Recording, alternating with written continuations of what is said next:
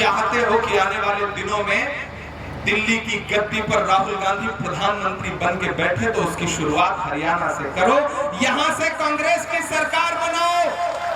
जम्मू कश्मीर में इलेक्शन हो रहा है, वहां भी कांग्रेस पार्टी गठबंधन की सरकार बनने जा रही है। हरियाणा में भी कांग्रेस की सरकार बनने जा रही है। आने वाले कुछ महीने में महाराष्ट्र और झारखंड का भी रिजल्ट आ जाएगा, तो आप देखिएगा ये भाजपा की सरकार दो बैसाखियों की टिकी है।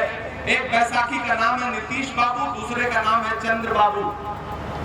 कब कौन सी बैसाखी सरकेगी और कुर्सी ऐसे नीचे आ जाएगी, कोई भरोसा नहीं है। आजकल प्रधानमंत्री जी के चेहरे पे जो तनाव है वो यूं ही थोड़ी है, रौनक गायब है, सारा मेकअप गायब है। आपने देखा कि नहीं, डिजाइनर कपड़े पहनने के बाद भी चेहरे पे नूर नहीं आ पा रहा है। क्यों? क्योंकि जो 400 पार का नारा था उसे हिंदुस्तान की आवाम ने ला करके 240 पे सिमटा दिया। कहने के लिए नरेंद्र मोदी के प्रधानमंत्री हैं, लेकिन पार्लियामेंट में सिक्का राहुल गांधी का चलता है। हमारा लीडर ऑफ अपोजिशन जो चाहता है सरकार को वो करना पड़ता है। ये ताकत हिंदुस्तान की आवाम ने दी है। मैंने कहा ना, भाजपा के झूठ के चक्कर में नहीं आना। वो पिछले दिनों प्रधानमंत्री साहब पार्लियामेंट में स्पीच कर रहे थे, सामने खड़े होकर बोले, बताओ कांग्रेस वालों तुमने 70 साल में क्या बनाया। इधर से मैं खड़ा हो गया, मैंने सोचा मैं बताऊं, पीछे दीपेंद्र हुड्डा भाई बैठे थे, बोले इमरान भाई मत बताओ, जो बताओगे ये उसको भी बेच देंगे, इनका काम सिर्फ बेचने का है, इनको मत बताओ। और ये जो भाजपा वाले आकर के 70 साल का हिसाब पूछते हैं, मैं तो फिरोजपुर झिरका के बड़गली चौक पे खड़ा होकर कहना चाहता हूं कि अरे भाजपाइयों, आप हमसे 70 साल का हिसाब पूछते हो, आप अपने गिरेबान में झांको। जो भारतीय जनता पार्टी की सरकार अपना चलाया हुआ 2000 का नोट 7 साल नहीं चला सकी, वो हमसे 70 साल का हिसाब मांगती है। वो सारे नारे झूठे थे, याद है वो नारा भाइयों बहनों, याद है वो नारा, खजाने की चाबी मेरे हाथ में सौंप दो, मैं देश नहीं लूटने दूंगा, याद है वो नारा, चौकीदारी करूंगा। अब तो मैं पार्लियामेंट में भी खड़ा होकर उनसे सवाल पूछता हूं कि कहां सोया है चौकीदार, कहां सोया है चौकीदार।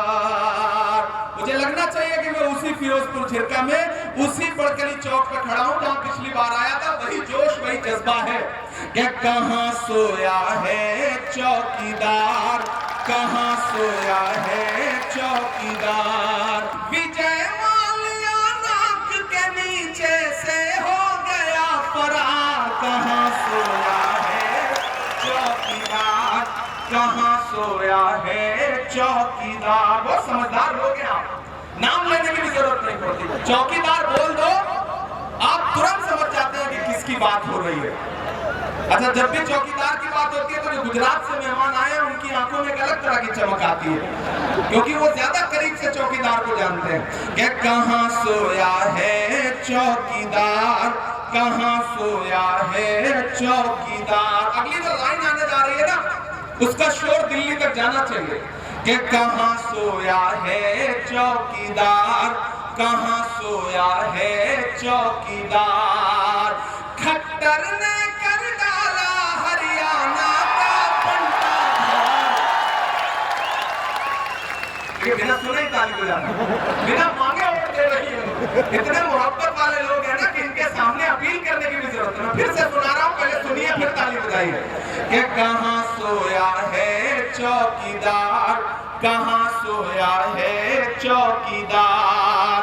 खट्टर ने कर डाला हरियाणा का पंटाधार, कहां सोया है चौकीदार, कहां सोया है चौकीदार। गैस सिलेंडर की कीमत भी 1000 के पार, कहां सोया है चौकीदार, कहां सोया है चौकीदार। ये चाय, ये सिर्फ चाय आ जा रही है, आपको स्वाद आ जा रहा है, ये कमाल है हरियाणा कि चाय बेचने वाला पूरा भारत बेच रहा है। सही कह रहा हूं कि नहीं कह रहा हूं? सही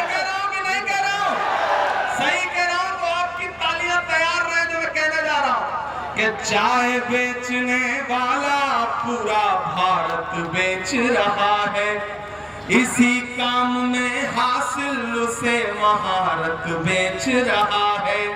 कि रेल बिक गई, तेल बिक गया, बिका हवाई अड्डा। ताली अगली लाइन पे बजा दी, एडवांस पेमेंट चल रहा है, ये मोहब्बत है आपकी, सलाम करता हूं। अगली जो लाइन आने जा रही है ना, उसमें एक नाम आएगा, वो नाम सुन के आपके दिल में गुदगुदी पैदा होगी, तो उसे तालियों में बदल के उसे दिल्ली तक पहुंचा देना कि रेल बिक गई, तेल बिक गया, बिका हवाई अड्डा। तैयार है ना? कि रेल बिक गई, तेल बिक गया, बिका हवाई अड्डा, सब कुछ बिकता देख के खुश हैं अपने जेपी नड्डा। के जनता महंगाई की मारी, जनता महंगाई की मारी करती हाहाकार, कहां सोया है चौकीदार, कहां सोया है चौकीदार।